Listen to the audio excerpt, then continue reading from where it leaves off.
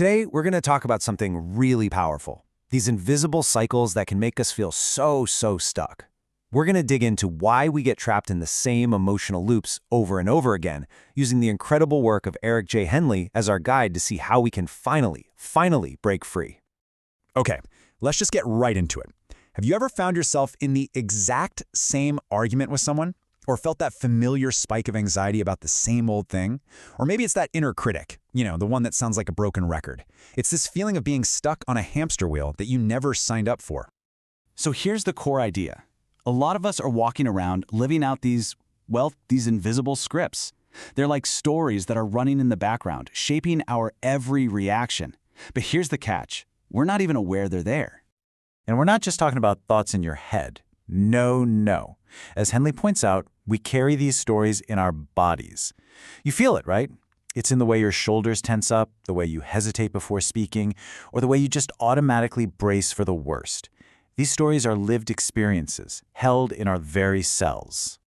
And here's the really wild part. A lot of these patterns, they actually started out trying to help us.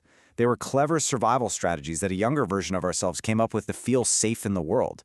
But the problem is, as we grow up, those same protective walls can start to feel like a prison, boxing us in and limiting our lives. So, how does this actually work? How do these invisible stories have so much power over our day-to-day lives? Well, it all boils down to this one central concept that keeps the whole loop going, what Henley calls the cycle of perception. This right here, this gets to the heart of it all. You've probably heard this before, but it's so true. We don't see things as they are, we see them as we are. All of our past experiences, good and bad, create this unique filter, this lens that we look through. So every single thing that happens to us gets colored by that lens before we even realize it. Let's walk through a super simple example. Step 1. A moment happens. Let's say your friend doesn't text you back right away. Step 2. Our brain, through its old lens, assigns a story. See, they don't really care about me. Step 3. That story immediately triggers a feeling. Maybe it's a pang of rejection or a surge of anxiety. Step 4. That feeling drives a reaction. Maybe we pull away or we send a passive-aggressive text. And boom, step 5. The cycle repeats, reinforcing the original belief that people don't care and making it even more likely to happen the next time. Okay, and this next part, this is a total game changer. Those moments when you overreact, those triggers that seem to come out of nowhere, they aren't signs that you're flawed or broken. They're actually your body's incredibly loyal, if a little outdated, attempt to keep you safe.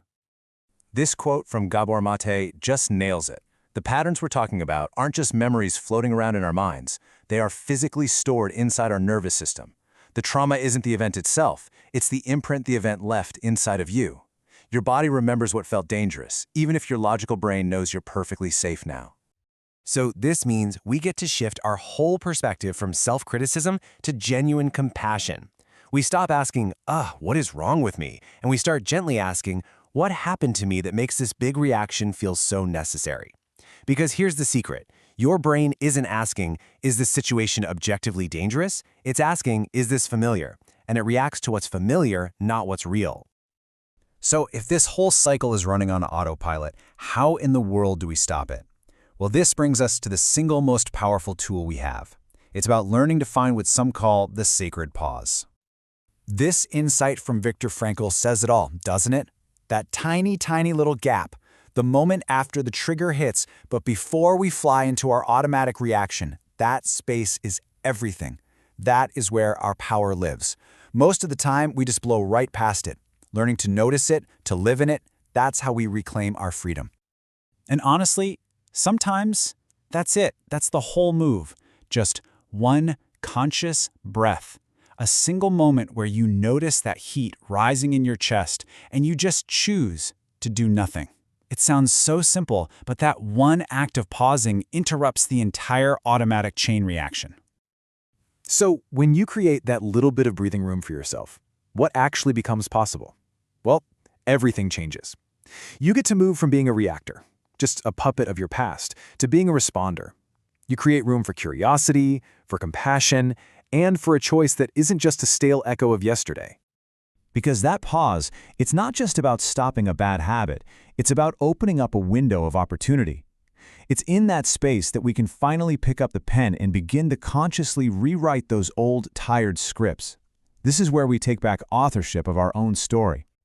And this is what the work actually looks like, right here. It's about finding that old script, that limiting belief like people always leave, and consciously, intentionally choosing a new truth like I am worthy of belonging. It's not about pretending the past didn't hurt. It's about refusing to let it dictate your future. Now, to do this, we have to make this really fundamental shift in our mindset. We have to move from judgment to what Henley calls compassionate curiosity. So instead of fighting our feelings and asking, why am I like this? We can turn towards them with genuine curiosity and ask, okay, what are you trying to tell me? What are you here to show me? We start treating our feelings like messengers, not enemies. And the big takeaway here is that this is a practice. It's not a finish line you cross once and for all. It's not about being perfect. It's about being present. It's not about forcing change. It's about gently noticing. It is a constant, compassionate return to yourself over and over and over again. So, at the end of the day, the power isn't in some magical, complicated solution. It's in the small, consistent choice to pause, to get curious, and to write a new chapter for yourself. The pen is in your hand.